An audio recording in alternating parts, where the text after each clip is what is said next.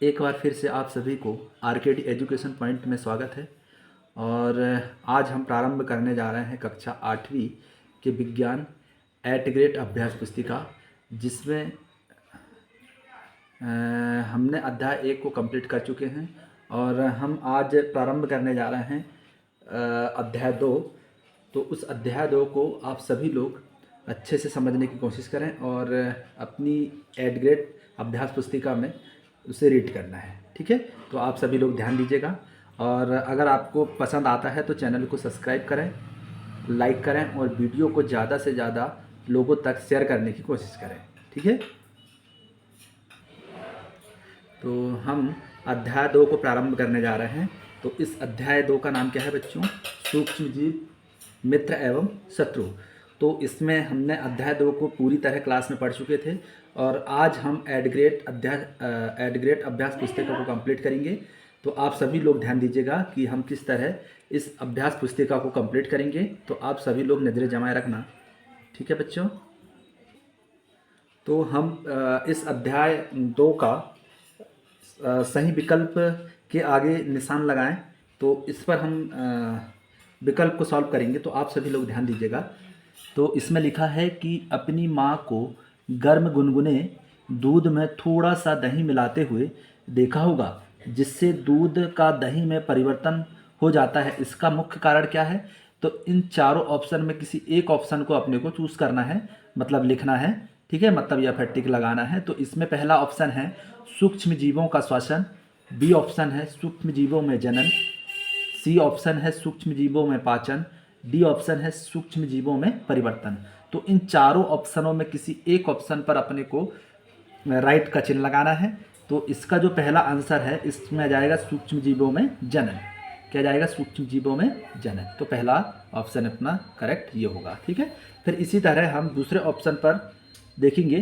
तो दूसरा है बूझों को डॉक्टर ने खून की जांच कर मलेरिया में ग्रसित बताया, जिसका कारण क्या है? तो इसमें पहला ऑप्शन है बैक्टीरिया, दूसरा ऑप्शन है कॉकरोच, तीसरा है मादा एनाफिलीज मच्छर और तीसरा है एडिज मच्छर। तो इन चारों में कौन सा ऑप्शन आएगा? तो इसका ऑप्शन आ जाएगा सी नंबर का, मादा एनाफिलीज मच्छर। ठीक है, इस तरीके से अपने को सेकंड नंबर का आंसर मिल गया।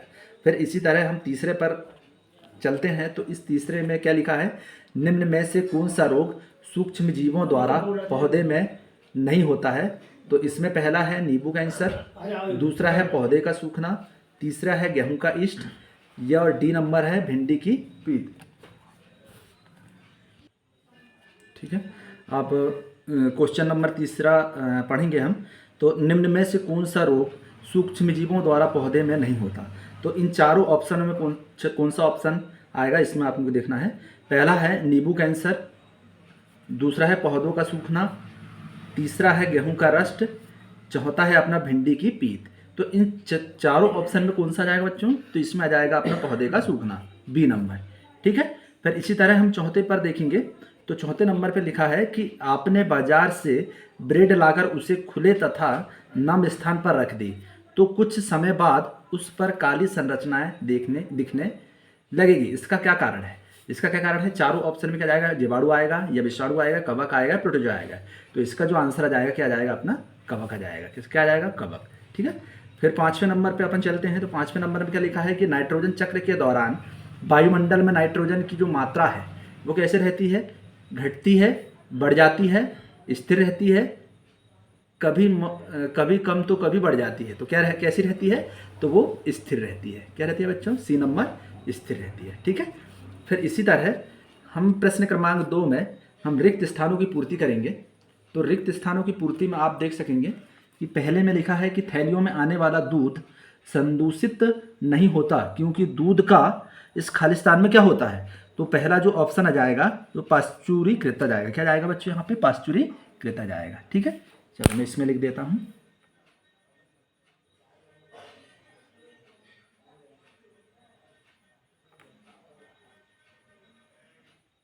पाश्चुरीकृत आ जाएगा, यहाँ पे ये लिखा है। ठीक है, पाश्चुरीकृत। ठीक है, दूसरे नंबर में क्या है? सूक्ष्म जीवों से प्राप्त औषधि जो बीमारी पैदा करने वाले सूक्ष्म जीवों को नष्ट कर देती है, क्या कहलाती है? तो वो कहलाती है प्रतिजैविक। ठीक है, प्रतिजैविक कहलाती है। ठीक है, फिर इसी तरह तीसरे में चलते हैं। प्राकृतिक शर्करा के अल्कोहल में परिवर्तन की प्रक्रिया क्या कहलाती है? तो परिवर्तन की प्रक्रिया कहलाती है किण्वन कहलाती है। क्या कहलाती है? किण्वन। ठीक है, इस तरह अपने को सॉल्व करना है। तो फिर चौथा नंबर में क्या है? डेंगू के वायरस का वाहक खालिस्तान मच्छर है, तो क्या जाएगा अपने चौथे नंबर में? मादा एडिस। क्या जाएगा? मादा एडिस। ठीक है, यह आ जाएगा मादा एडिस मच्छर। पांचवें नंबर में आ जाएगा सूक्ष्मजीवों द्वारा होने वाले ऐसे रोग जो एक संक्रमित व्यक्तियों से स्वस्थ व्यक्तियों में वायु, जल, भोजन अथवा कायिक संपर्क द्वारा फैलते हैं कहलाते हैं। क्या कहलाते हैं इसमें? ये संचरणीय रोग कहलाते हैं। क्या कहलाते हैं? संचरणीय रोग। ये संचरणीय रोग।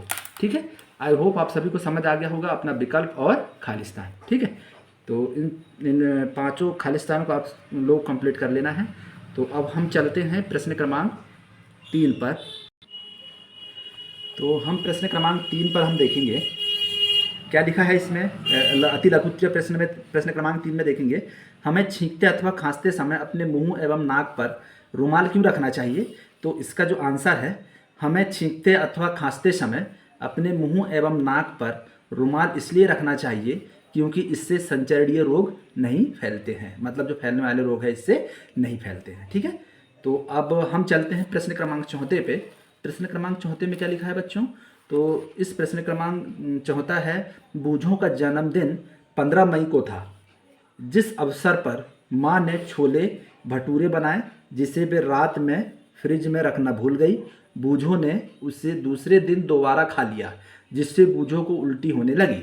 अस्पताल ले जाने पर डॉक्टर ने बताया कि यह खाद्य विषाक्तन के कारण है। बताइए भोजन विषाक्त कैसे हो गया?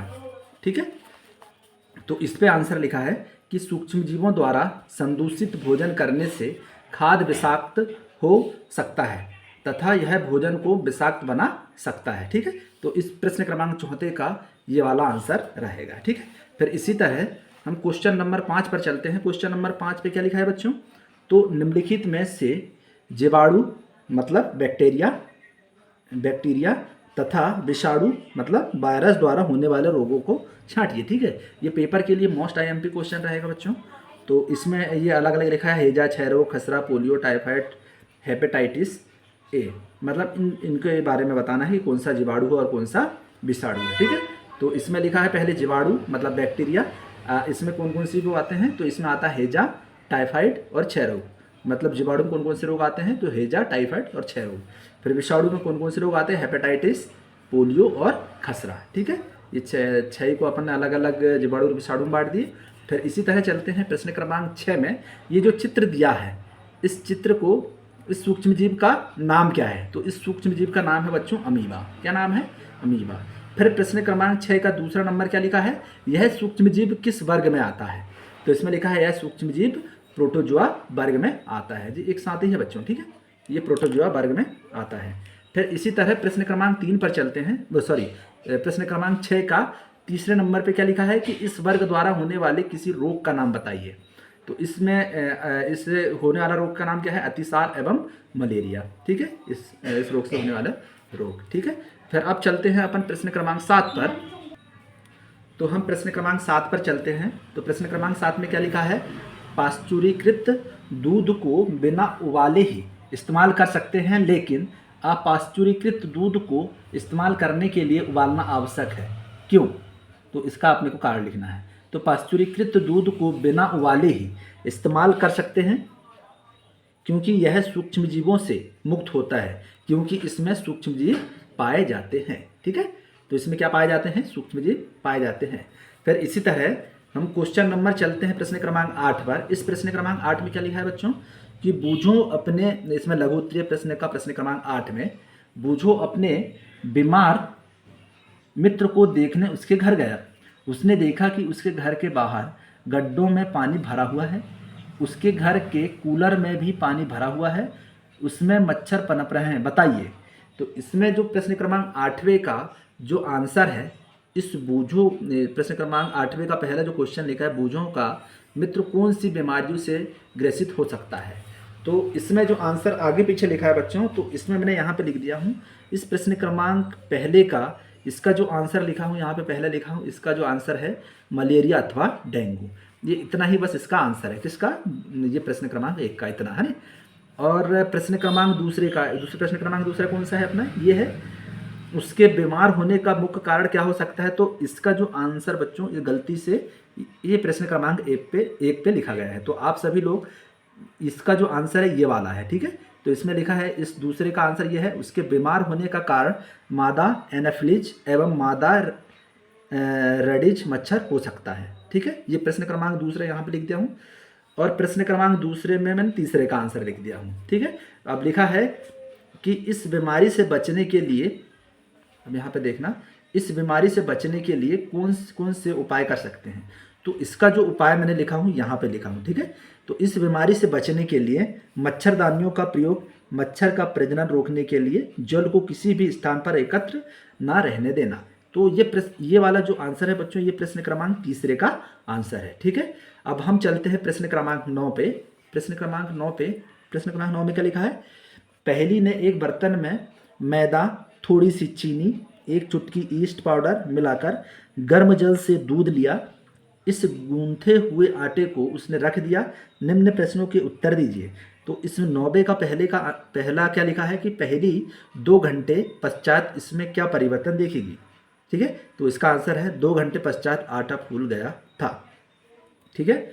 दूसरा, पहली ने गूंथे हुए आटे में जो परिवर्तन देखा वह किस कारण से हुआ होगा, किस कारण से हुआ होगा।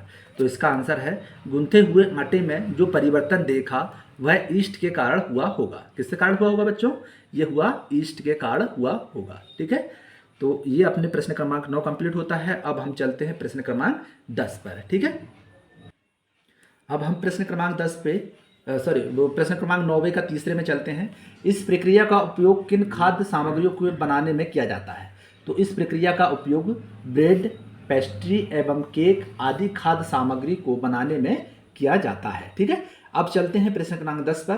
प्रश्न क्रमांक 10 क्या बोलता है कि हमें भोजन को सदैव ढककर रखना चाहिए, उक्त कथन को स्पष्ट कीजिए। इसका आंसर क्या है बच्चों, इसमें लिखा है कि बिना ढके भोजन में रोगाणु और हानिकारक पदार्थ हो सकता है, हमारे भोजन में उत्पन्न होने वाले सूक्ष्मजीव विषैले पदार्थ उत्पन्न करते हैं। ये प्रश्न क्रमांक 10वें का आंसर है, ठीक है। फिर अब चलते हैं प्रश्न क्रमांक 11वें पे। प्रश्न क्रमांक 11वें में क्या लिखा है, पहली ने कुछ आम खरीदे परंतु कई दिनों तक वह उन्हें नहीं खा पाई। बाद में उसने देखा कि वे सड़ गए, परंतु वह जानती है कि उसकी दादी द्वारा बनाया गया आम का अचार काफ़ी समय तक संदूषित नहीं होता। बताइए क्या कारण है। तो पहला जो इसका आंसर पहले जो क्वेश्चन लिखा है इसका, आम का अचार काफ़ी समय तक संदूषित नहीं होता, मतलब सड़ता नहीं है। तो इसका क्या कारण है, तो अपन इसमें लिखेंगे कि अचार में नमक एवं तेल के उपयोग से आम का अचार काफ़ी समय तक संदूषित नहीं होता है। किसके कारण, नमक और तेल के कारण, ठीक है। फिर इसी तरह अपन क्वेश्चन नंबर 11 का दूसरे में चलते हैं। तो आपके घर में दादी मम्मी द्वारा किन किन खाद्य सामग्रियों को सूक्ष्म जीवों से बचाकर रखा जाता है। तो इसमें लिखा है कि हमारे घर में आम का अचार, आंवला का अचार, पापड़ आदि खाद्य सामग्रियों को सूक्ष्म जीवों से बचाकर रखते हैं, ठीक है। अब हम प्रश्न क्रमांक 11 का तीसरे में चलते हैं। तो इसमें क्या लिखा है कि चीनी के उपयोग द्वारा किन किन खाद्य पदार्थों को लंबे समय तक सुरक्षित रखा जा सकता है। तो इसका आंसर क्या है बच्चों, चीनी के उपयोग द्वारा जैम, जेली एवं स्केप्स खाद्य पदार्थों को लंबे समय तक सुरक्षित रखा जा सकता है, ठीक है। तो ये अपने क्वेश्चन नंबर 11 के तीनों प्रश्न कंप्लीट होते हैं। अब हम चलते हैं प्रश्न क्रमांक 12 पे, ठीक है। तो प्रश्न क्रमांक 12 में क्या लिखा है बच्चों कि दैनिक जीवन में सूक्ष्म जीवों का उपयोग कहाँ कहाँ किया जाता है। तो कहाँ कहाँ किया जाता है, तो इस सूक्ष्म जीवों का उपयोग कहाँ किया जाता है, इनका उपयोग दही, ब्रेड एवं केक बनाने में इनका उपयोग किया जाता है, ठीक है। तो अपना प्रश्न क्रमांक 12 भी कंप्लीट होता है। अब हम चलते हैं प्रश्न क्रमांक 13 में। और इस प्रश्न क्रमांक 13 में लिखा है कि नाइट्रोजन चक्र को आरेख द्वारा प्रदर्शित कीजिए, ठीक है। तो मैंने इसमें चित्र नहीं बनाया है, तो आप लोग पुस्तक से देखकर इसे नाइट्रोजन